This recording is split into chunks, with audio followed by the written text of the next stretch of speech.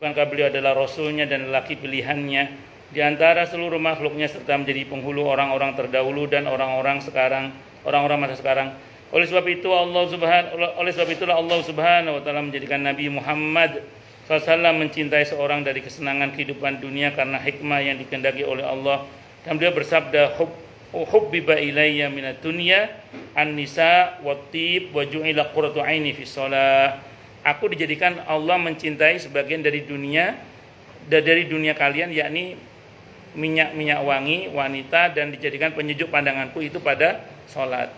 Dia normalnya manusia pasti tertarik dengan wangi-wangian. Normalnya manusia pasti tertarik pada lawan jenis, itu normalnya. Nah, kalau sama sejenis nggak normal namanya. Nah, tapi menarik, yang digarisbawahi apa? Allah jadikan kesenanganku di dalam sholat. Nabi itu babe sholat itu nggih wis napa namine menikmati sekali. Nabi itu menikmati sekali. Karena kita tahu Nabi kalau sholat itu sampai kakinya bengkak, sholat malam nggih. Sampai bengkak. Beliau kalau udah sholat itu wis koyok tidak ada lagi memang yang lain selain dari Allah saja. Tapi Nabi itu sholatnya itu menyadari sekitar. Makanya orang khusyuk itu kalau nggak sadar dengan sekitar berarti nggak khusyuk lah. Nabi itu kalau sholat ada anak kecil nangis Nabi dengar. Sehingga Nabi bersabda, tadi sebenarnya saya mau panjang sholatnya, tapi saya dengar ada anak kecil yang nangis. Sengaja aku ringkas sholatku karena aku takut ibunya gelisah. Terus Nabi pernah pas sholat sunnah di dalamnya Siti Aisyah mau masuk. Itu Nabi jalan karena pintunya di arah kiblat ya. Beliau jalan mengarah ke arah pintu, dibukakan pintu, terus beliau mundur lagi. Nah, pernah. Tapi sholat sunnah itu. Jadi Nabi pernah sholat sambil buka pintu untuk bukakan Siti Aisyah yang ketok-ketok mau masuk. Tapi sholat sunnah itu. Jadi beliau tapi syaratnya kalau pintunya searah dengan kiblat. Jadi tidak membelakang kiblat. Dan maju terus mundur laginya, ya tetap menghadap ke arah kiblat. Tapi kalau pintunya di belakang, tidak bisa. Mundur ya. Mundur. Ya, baik, silakan yang mau tanya, belum saya tutup. Kalau nggak dapat jelas semua atau tidak jelas semua. Iya Bu, monggo. Kenapa Bu? Kan belakangan ini suka ada perempuan, dia nggak tahu kalau itu perempuan gitu, kan nyamar. Nah itu udah jadi pernikahan, tiba-tiba malamnya tahu, itu batal otomatis atau harus? Batal otomatis. Batal otomatis. Nggak perlu cerai lagi. Tidak usah cerai, batal otomatis. Jadi ada beberapa hal yang disebut dengan pembatal pernikahan. Di antaranya misalnya terbukti yang bersangkutan mahram. Contoh gini, ada orang nikah. Saya dapat cerita di daerah Jawa Timur ya. Sudah punya anak 2, tahu-tahu ibu susuannya datang. Loh, iki ben tahu nyusunya ngaku, iki tahu nyusunya ngaku. Sudah sesusuan, akhirnya dikonfirmasi ternyata betul. Ya udah, dengan berat hati harus cerai karena terbukti anak susuan. Satu, itu nggak perlu cerai, batal otomatis. Satu. Yang kedua, murtad. Suami murtad atau istri murtad itu batal otomatis, nggak usah ke pengadilan. Nah, maksudnya nggak usah gugatan cerai. Ya, ke pengajuan secara hukum agamanya nggak usah ke pengadilan, sudah putus itu. Kalau untuk legalitasnya tetap harus ke pengadilan. Satu, dua itu.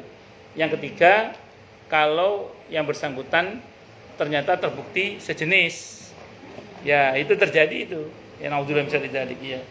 Wallahu a'lam bishawab. Monggo yang lain kalau ada. Cukup dulu nih. Kita tutup. Ada. Monggo. Enggak apa-apa, dapat. Banyak juga enggak apa-apa. Sekarang ini kan lagi ada fenomena masuknya orang-orang barat yang terlanjur itu masuk Islam dari ChatGPT.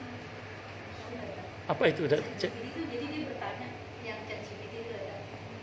Itu lagi fenomena sekali, dan itu di belahan dunia barat itu banyak sekali orang-orang barat, bahkan misionaris Kristen ortodok pun masuk ke Islam.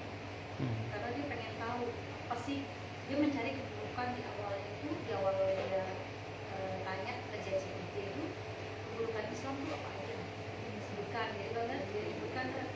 Terus pertanyaan berikutnya, tolong dijelaskan tentang yang Anda jelaskan di awal.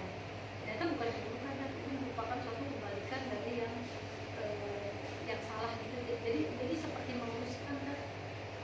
meluruskan apa namanya Islam sebagai teroris lah gitu. Dibalik faktanya semua sama chat GPT. Masya Allah.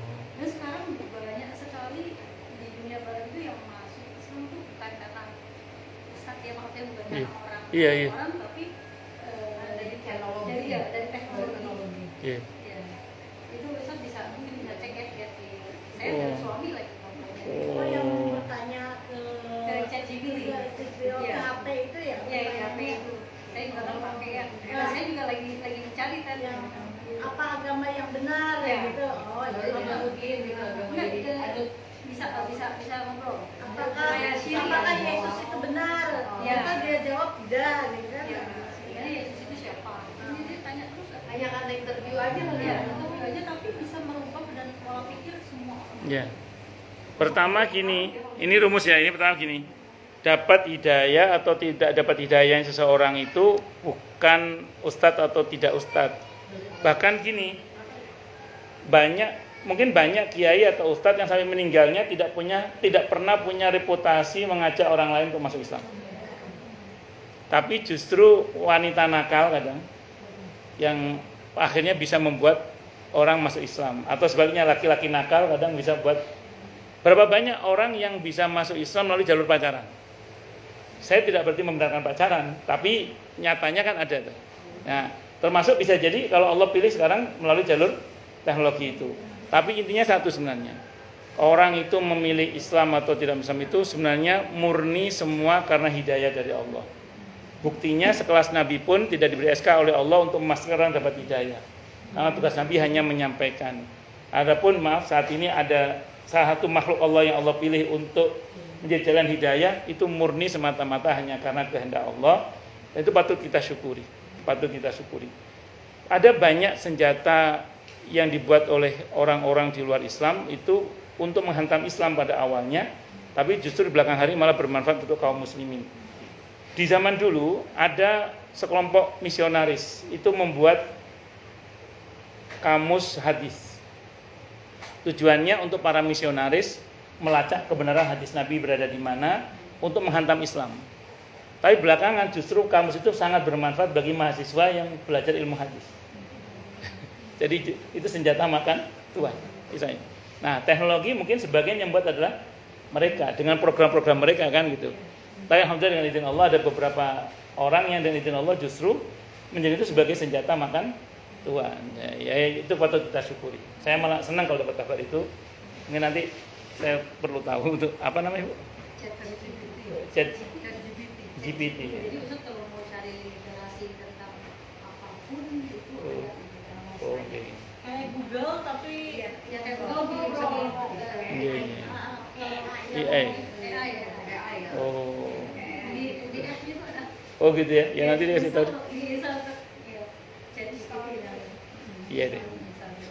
Ya tapi tetap harus ngaji ya. iya. Karena memang kan ChatGPT itu kan diciptakan oleh manusia ya kan. Yang 70% misalnya dia dibagi 10% untuk alam, terus 20% lagi untuk macam-macam ya tadi. Iya. Dibagi-bagi, Iya. dan dia menyisakan 30% itu untuk mencari sendiri. Ternyata yang 30% ini lebih luas daripada pembagian yang awalnya tadi dibagi. Dan dia bisa mencari kemanapun di dalam, bisa berseluncur lah ya, berpanjang di dunia maya. Padahal dia hanya ChatGPT loh. Itu ciptaan manusia. Artinya bukankah kita manusia itu lebih besar lagi ya kapasitas kita dalam mencari sesuatu ya tadi ya? Iya. Gitu artinya itu diciptakan oleh manusia. Berarti Allah menciptakan kita lebih besar daripada ChatGPT itu. Aslinya. Iya. Cuma kita data yang kita punya di otak kita tuh nggak nyampe seperti ChatGPT. Iya. Yang tidak dimiliki oleh teknologi itu perasaan. Nah, itu aja sih, rasa itu. Makanya kan dalam Islam itu hakim itu walaupun bisa diwakilkan kepada AI, tapi tetap tidak boleh, hakim tetap harus manusia. Karena di dalam hukum itu ada rasa yang teknologi tidak memilikinya. Kalau teknologi kan hitam putih tanpa mengenal rasa, tapi kalau manusia kan ada rasa. Rasa itulah yang tidak dimiliki oleh teknologi. Makanya manusia tetap dibutuhkan. Itu seperti itu. Sekarang ini juga ada juga kan di ChatGPT itu kan kalau maaf ya tadi Iya. di disebutkan dia ada ngobrol ngakuan saya Iya. kepada pas Iya. itu pakai chat GPT kan. Oh. Dan itu mau ubah cara pandang orang itu malah nggak mau mereka. Oh. Salah itu kita Oh. kayaknya nah mereka dengan demikian mereka Kuasa bisa- Allah ya. mereka Saya senang dengan berita ini, semoga jadi jalan hidayah bagi banyak orang. Amin. Insyaallah. Amin. Jadi itu kan sentuhan kita ya, hati nurani kita kepada Sang Pencipta. Tapi Iya. kenapa harus pakai Iya. media? Iya, dan Akhirnya mereka mencari ya itu kan kembali mencarinya malah pakai Instagram. Masya Allah, Alhamdulillah. Alhamdulillah, Masya Allah. Lebih Nggih. Ini patut kita syukuri dan semoga jadi jalan kebaikan untuk banyak orang mendapatkan hidayah iman dan Islam. Amin Allahumma amin. Nggih, matur nuwun informasinya. Saya mana baru tahu saya. Nggih, cukup dulu nggih.